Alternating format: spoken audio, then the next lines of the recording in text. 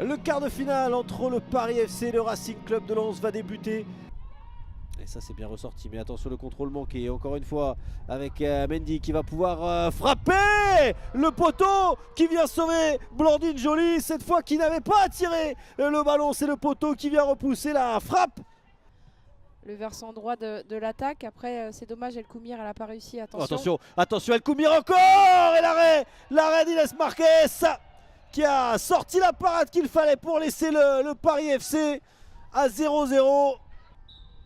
Et long ballon dans la surface de réparation, ça traîne avec Vague, on a frappé l'arrêt d'Inès Marquez, encore une fois, la jeune gardienne parisienne qui garde son équipe à 0-0. Eh bien il n'y a jamais eu de victoire lensoise, ni même jamais de match nul du Racing Club de Lens. Attention, Oldoucine avec ce ballon récupéré dans la surface de réparation, le centre en retrait pour Azzaro et la parade de Blandine Joly qui cette fois vient sauver le Racing Club de Lens. Tiane Picard sur le côté, encore un long ballon dans la surface de réparation, elles en utilisent beaucoup. Et Évrard Denise qui ne réussit pas à dégager et ça traite dans la surface de réparation avec Oldoucine, c'est Lynn Oldoucine qui vient mettre le but, qui va délivrer le Paris FC. 93e minute, que c'est cruel pour les Lensoises, mais c'est le PFC qui va rejoindre les demi-finales de la compétition grâce à ce but de sa capitaine Céline Oldoucine. Il aura fallu attendre le bout du bout de cette rencontre pour voir le PFC marquer. Ouais, elle vient vraiment, a fait le geste juste là, à la limite du hors-jeu. Elle vient ouvrir son pied, faire semblant qu'elle va enrouler et puis finalement elle vient refermer. Et le PFC sur la plus petite démarche qui va s'imposer grâce à Célina Oldoucine, buteuse à la 93e minute. Ce DFCO FC Nantes est alléchant en Coupe de la Ligue, quart de finale. Et le bon Dijonais qui applaudit, qui encourage son groupe à monter, à venir presser. Attention, Elewin qui s'est raté sur la remise vers la gardienne, elle en a profité, bien sûr. Roselyne Eloissin, de cette erreur, il ne fallait pas lui offrir. L'attaquante du FC Nantes qui ouvre le score à la 35e minute de jeu.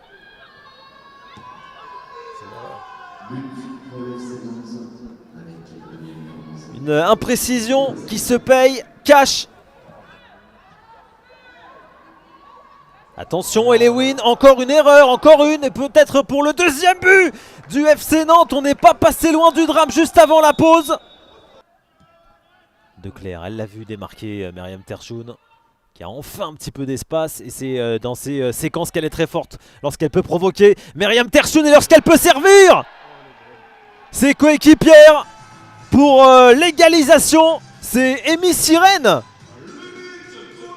en position de buteuse aux avant-postes. Amy Sirène qui relance le DFCO au retour des vestiaires presque. On jouait seulement depuis 10 minutes. Coaching payant, coaching gagnant pour l'instant de Pierre-Alain Picard qui venait de faire rentrer Myriam Terchoun.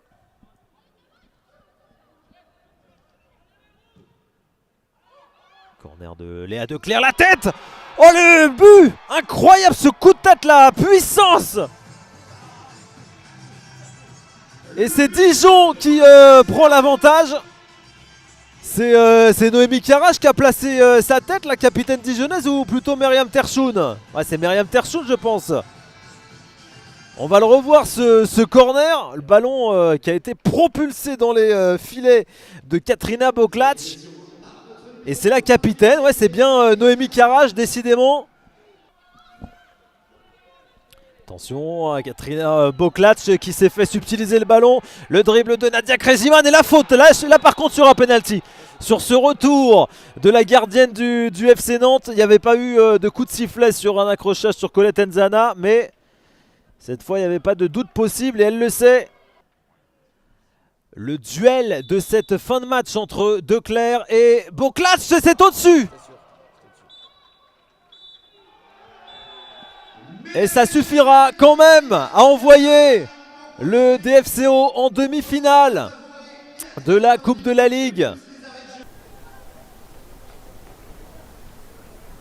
pour le moment les Lyonnaises qui investissent quand même bien le camp des Marseillaises. Brandt à l'intérieur et la défense qui ne résiste pas. Brandt encore et Béchot à l'affût au second poteau qui cette fois la troisième aura été la bonne, vient couper ce ballon pour l'envoyer dans la cage de Marie-Morgane Sieber.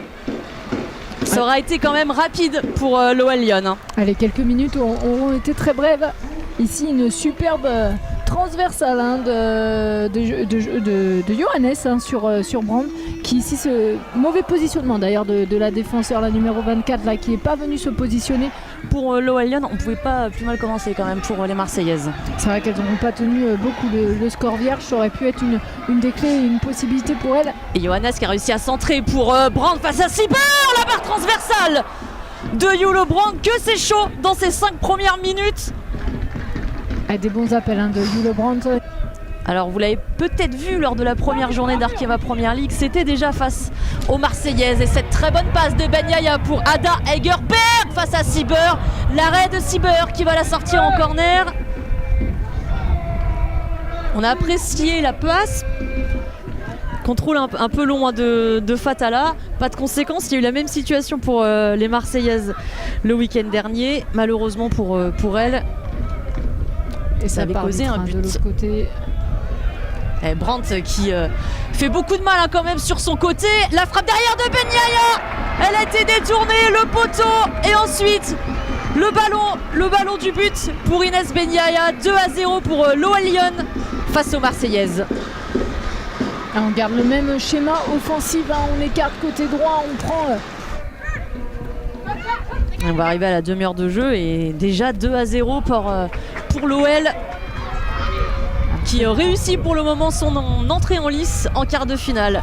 Le décalage de Johannes pour Zvava avec Hegerberg, la frappe enchaînée d'Ada Hegerberg, elle avait raté son premier duel, le deuxième était hors jeu, la troisième sera la bonne pour Ada Hegerberg et le score qui est très lourd là à la demi-heure de jeu, 3-0 pour l'OL Lyon. On a insisté sur ce couloir droit. Ça vient tout de même de ce couloir avec un contrôle orienté de Ben Yaya fantastique qui vient chercher ensuite Johannes.